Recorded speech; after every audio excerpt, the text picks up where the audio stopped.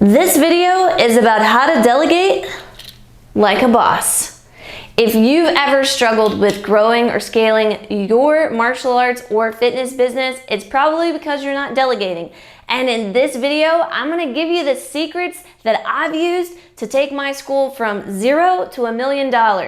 And I want to share that with you today, so hang around.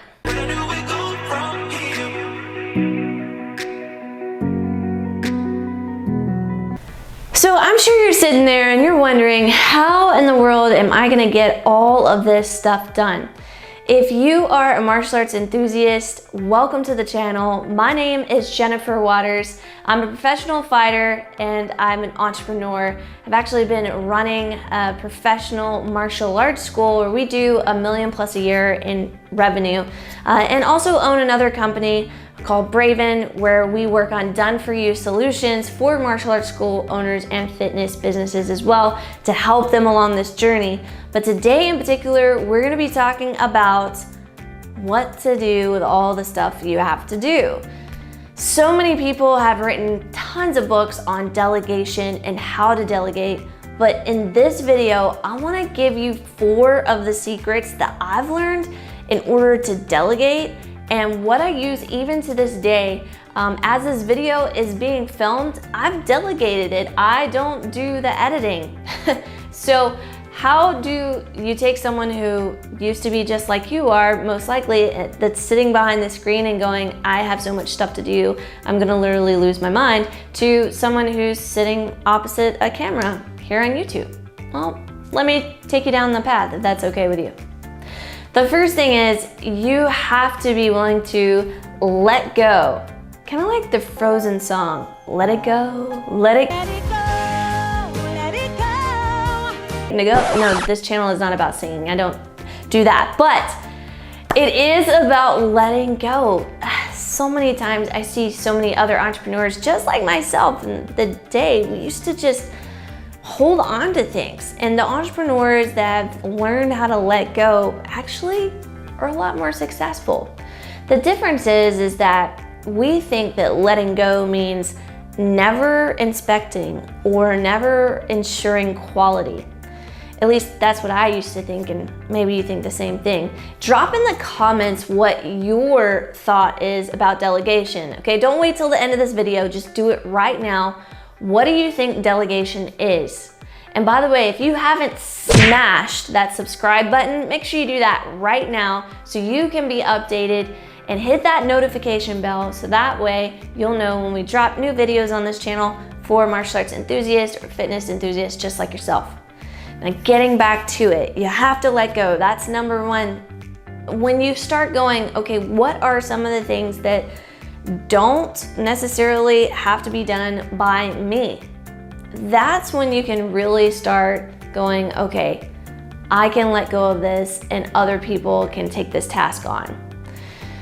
Write it out. That's the easiest way to do it. Just write it out. The second secret that I have for you is you need to create training around whatever it is that you're letting go. Now, it's amazing because over these last 10 years, from hitting that $1 million mark to now, this video is made in 2021, I can tell you that the amount of trainable type options that you have is so much better. You can use videos like this. You literally film yourself with your camera and be like, hey, this is how you do this task, do it exactly like this. You can film with a professional camera if you want to. You can film on your computer with softwares like Loom.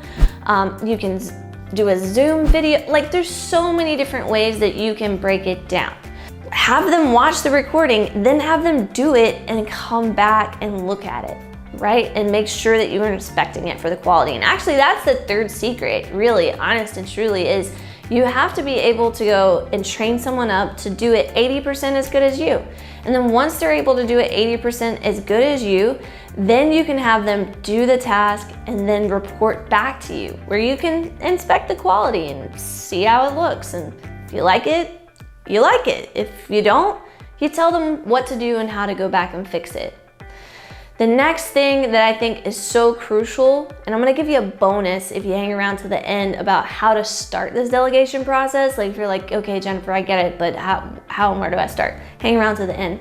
But the next thing that I want you to get through your head, I hear this all the time from school owners that haven't made the transition to, I work with a team and everybody's on my team, to I work with employees and I'm hiring employees. There's so many times where business owners go, I work with a group of idiots. If they would just use common sense, then they would get this. And it's not that you work with a group of idiots. It's not that they lack common sense. It's that every person has only had a certain amount of knowledge and life experience that they can use in their own jobs. So if you're taking someone who's brand new, who has very little life experience, like a teenager, depending upon how they were brought up and how much responsibility they had at home, their life experience may be very, very limited compared to your life experience at their same age. And honestly, to try and compare yourself to someone that's just coming up, that's younger and lacks life experience, it is really difficult to even make that comparison because there's no comparison. We were brought up differently, number one, and number two, you shouldn't be comparing yourself to a teenager. That makes no sense. Anyway, I want you to understand you don't work with idiots. You probably, at this point, need to take some ownership yourself and need to look and go, okay, have I equipped them with everything? Like, have I actually given 110% to the training? Have I made them report back? Have I taught them when they made errors, how to fix those errors? And if you've done all of those things, and then that person's still not working out after you've given them plenty of time to train, then it might be time for that person to continue on in a different position, just not with your company.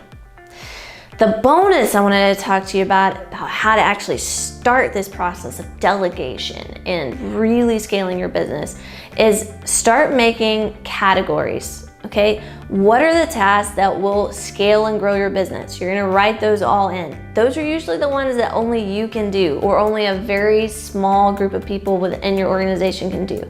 The next thing you need to do is in that next quadrant, so think about dividing it into 4 quadrants. So quadrant 1, these are the things that are gonna scale or grow or generate, top dollar. They usually involve thinking tasks where you have to map things out. The next one is action-related tasks, like the actual function of bringing money into your business. So that might be online sales, that might be retail, that might be recurring revenue, that might be new students or new clients. And I want you to put who's responsible or who could be responsible. And if there's no one that's currently responsible for that, don't put their names. But that's where you need to look at hiring someone to be responsible.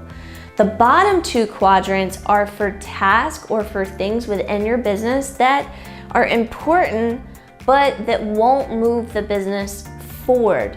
They're important to take care of, but it's not necessarily like, okay, mapping out where we're going in the future. That will move the business forward. Bring revenue in the door. That will move the business forward. So it's more about, you need to have a quality box. Like, what are some things that ensure quality?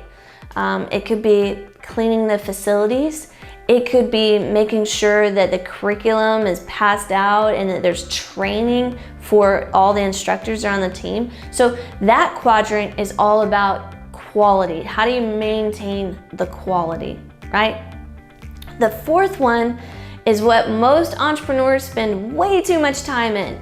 And I'm gonna tell you, you still need it in order to grow your business and to think about delegation, because we talked about earlier that there's one box that you or very few select people need to stay in and actually operate off of. And then you have something that's generating revenue for the business, and then you've got quality that's gonna maintain your current students, your clients. This little box that's over here, this final quadrant, is the things you should not be doing. And what I want you to do is I want you to write them in there. I should not be doing whatever it is. Keeping those in the forefront of your mind as you're looking at this quadrant box of things that you should be doing, things that other people should be doing in the other 2 boxes, and the last box of the things you should not be doing. Once you've actually accomplish those things and you really are like, okay, I'm not doing this because I could be doing something else that's bringing in more money. That moment right there. Well, when you have that moment, you'll understand exactly what I'm talking about in this video. But hey, if you need help and you're wondering like, how do I actually go about delegating out all of this stuff, you can always check out our website, bravenmedia.com. We have a ton of different resources, blogs on there. You can check out our done for you solutions where we can help with this delegation process. And you can also check out our links to our Facebook groups as well if you're into Facebook.